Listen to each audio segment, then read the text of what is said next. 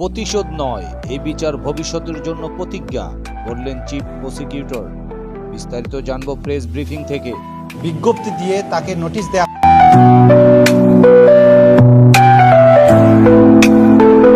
হয়েছে। সেই মামলাটিতে প্রথম অর্ডারের পরে তাকে সশরীরে হাজির হয়ে ব্যাখ্যা দেওয়ার জন্য বলা হয়েছিল ট্রাইব্যুনালের পক্ষ থেকে। সেই সময় তিনি হাজির হননি।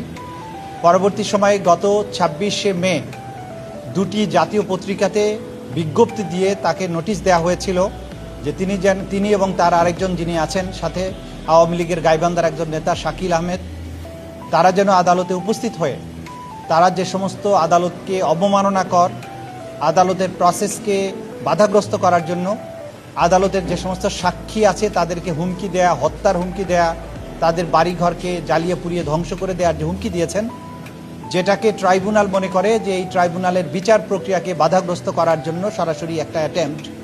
আমাদের আইন অনুযায়ী যদি কেউ এই ধরনের কর্মকাণ্ডের মাধ্যমে ট্রাইব্যুনালের কোনো প্রসেসকে প্রশ্নবিদ্ধ করে অথবা বাধাগ্রস্ত করে বা কন্টেম্পটের মুখোমুখি